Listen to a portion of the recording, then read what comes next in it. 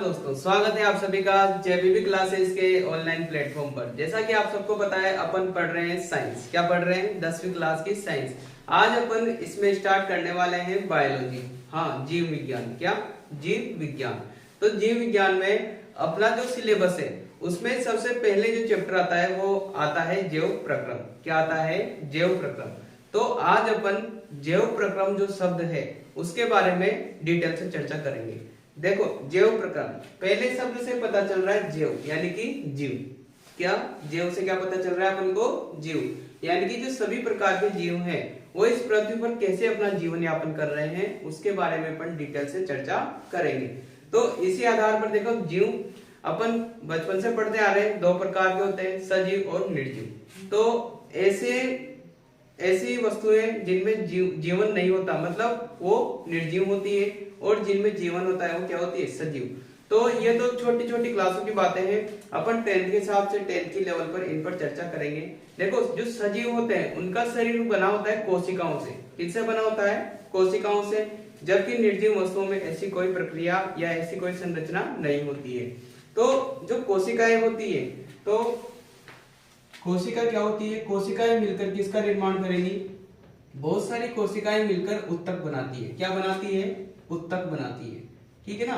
क्या बनाएंगी? बहुत सारी कोशिकाएं मिलकर उत्तक बनाएंगी। फिर ये उत्तक मिलकर किसका निर्माण करेंगे? एक उत्तक तंत्र का निर्माण करते हैं। किसका निर्माण करेंगे? उत्तक तंत्र का निर्माण करेंगे। और ये उत्तक तंत्र मिलकर ही एक अंग बनाते हैं। क्या बनाते हैं?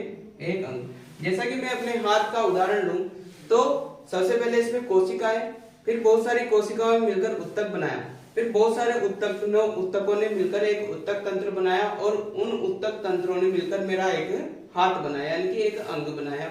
और ये सारे अंग मिलकर एक शरीर का निर्माण करते हैं। तो ये किसकी स्ट्रक्चर हो गई? एक सजीव के शरीर की स्ट्रक्चर कुछ इस प्रकार से होती है, जबकि निर्जीवों में ऐसा कुछ नहीं होता। अब जैसा कि अपन जान गए, यानी कि जो सजीव होते हैं उनका शरीर एक बहुत ही जटिल संरचना से बना होता है। किससे बना होता है? बहुत ही जटिल संरचना से बना होता है। तो इनमें कुछ न कुछ इनको चलाने के लिए, यानी कि जीवन यापन करने के लिए बाहर से कुछ न कुछ प्रकार की ऊर्जा की आवश्यकता पड़ेगी। ठीक है ना? तभी तो चलता है। जैसे कि अपनी कोई गाड़ी है, ठीक है, क्या है? गाड़ी है, तो उसको चलाने के लिए पेट्रोल की जरूरत पड़ती है नहीं पड़ती? पड़ती है ना? ठीक उसी प्रकार से जैसा कि अपन देख सकते हैं कि बहुत जटिल स्ट्रक्चर हो रही है सजीवों के शरीर की। तो जैसे गाड़ी का मेंटेनेंस होता है, जैसे मान लो 100 किलोमीटर चली गाड़ी, उसके पहिए भी घिसेंगे, उसके बाद पेट्रोल भी खत्म होगा। तो वैसे ही जो सजीव होते हैं, अब भले ही वो कुछ भी नहीं कर रहे हो, बैठे हो, फिर भी उनमें कुछ न कुछ क्रियाएं होती रहती है। तो उन कुछ न कुछ क्रियाओं के लिए बाहर से उनको एनर्जी की आवश्यकता पड़ती है। ऐसा तो है नहीं कि गाड़ी चलती जाए और उसमें पेट्रोल खत्म नहीं हो। पेट्रोल खत्म होता है ना?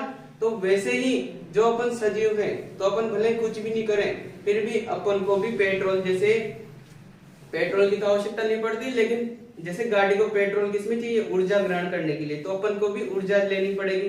तो अपन ऊर्जा लेते हैं किसके रूप में? भोजन के रूप में। तो भोजन लेंगे ऊर्जा प्राप्त करने के लिए। उस प्रक्रिया को कहते हैं, क्या कहते हैं? पोषण। क्या कहते हैं?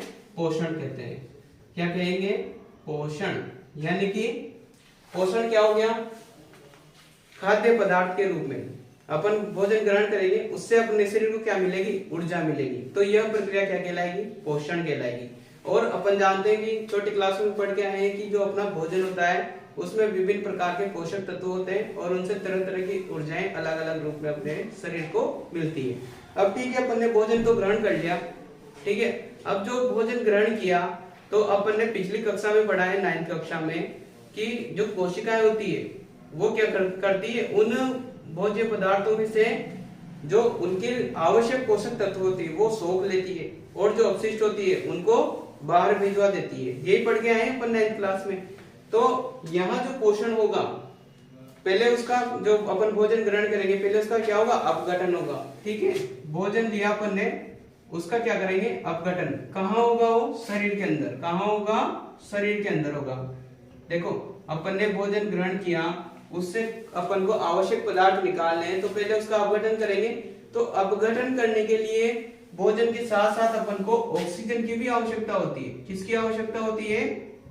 ऑक्सीजन की भी आवश्यकता होती है। अब ये ऑक्सीजन आएगी कहां से? शरीर के अंदर।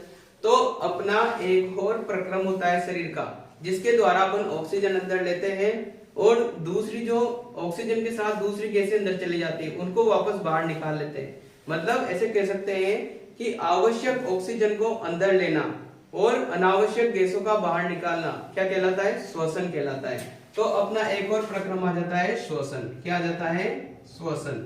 ठीक है, मतलब श्वसन में क्या होगा? अपन ऑक्सीजन अंदर लेंगे, कार्बन डाइऑक्साइड जैसी गैसें बाहर निकालेंगे, क्योंकि कार्बन डाइऑक्साइड की कोई आवश्यकता ही नहीं होती अपने शरीर को, तो उसको क्या निकाल देंगे? बाहर।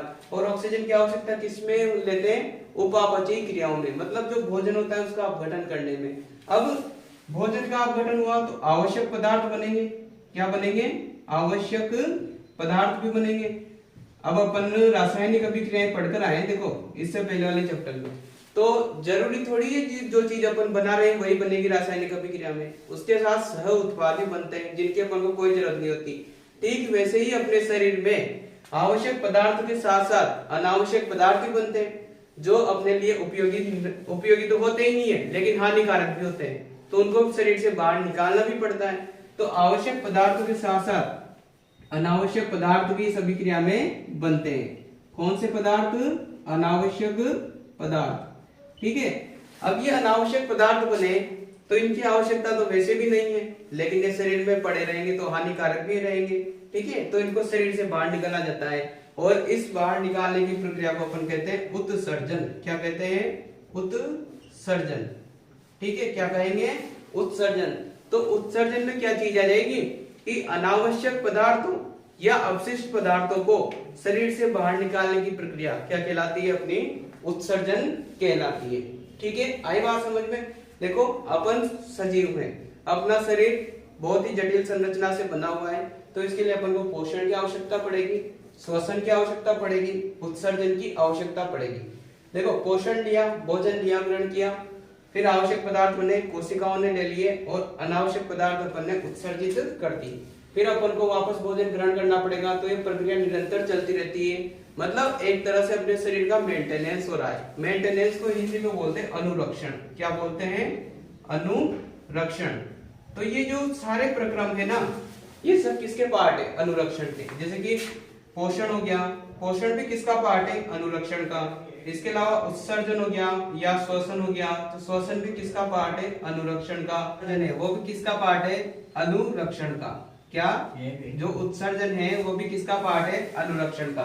तो अपन पढ़ना चाहते हैं कि अनुरक्षण वास्तव में होता क्या है। तो जैसे मैंने बताया कि जब भी अपन किसी व्हीकल को चलाते हैं, किसी वाहन को चलाते हैं, तो उसको सर्विस की भी जरूरत पड़ती है, यानी कि मेंटेनेंस की भी जरूरत पड़ती है। वैसे ही सभी प्रकार के जितने भी सजीव हैं उनके शरीर को भी किसकी आवश्यकता पड़ती है? मेंटेनेंस की, जिसे अपन बोलते हैं अनुरक्षण। तो अनुरक्षण एक तरह का मेंटेनेंस है। तो अपन कह सकते हैं कि वे सभी प्रक्रम, क्या कहा मैंने? कि वे सभी प्रक्रम जो सजीव के शरीर का सम्मिलित रूप से अनुरक्षण का कार्य करते हैं, वे प्रक्रम क्या कहलाते हैं? जैव प्रक्रम कहलाते हैं। क्या कहलाते हैं? जैव प्रक्रम। तो मुझे ऐसा लगता है कि जैव प्रक्रम की परिभाषा आप लोगों को अच्छे से याद हो गई होगी। तो इस चैप्टर में अपन उन्हीं प्रक्रमों को पढ़ने वाले हैं जो वास्तव में क्या है? जैव प्रक्रम का भाग है। तो अगर जैव प्रक्रम की परिभाषा अपन लिखना चाहे तो क्या लिखेंगे कि वे सभी प्रक्रम, वे सभी प्रक्रम। अब प्रक्रम कौन कौन सी क्रियाएं? पोषण हो गई, श्वसन हो गई, उत्सर्जन। तो ये सभी प्रक्रम सम्मिलित रूप से, वे सभी प्रक्रम जो सम्मिलित रूप से अनुरक्षण का कार्य करते हैं। अनुरक्षण का कार्य करते हैं क्या कहलाते हैं? जैव प्रक्रम कहलाते हैं। तो अपन को जैव प्रक्रम की परिभाषा अच्छे से याद हो गई कि वे सभी प्रक्रम जो सम्मिलित रूप से अनुरक्षण का कार्य करते हैं जैव प्रक्रम कहलाते हैं। तो प्रक्रम भी कौन कौन से हो गए? पोषण हो गया, श्वसन हो गया, उत्सर्जन हो गया। ठीक है, और अपन ने ये भी देख लिया कि वास्तव में श्वसन की जरूरत क्यों पड़ी, उत्सर्जन की जरूरत क्यों पड़ी, पोषण की जरूरत अपन को क्यों पड़ी।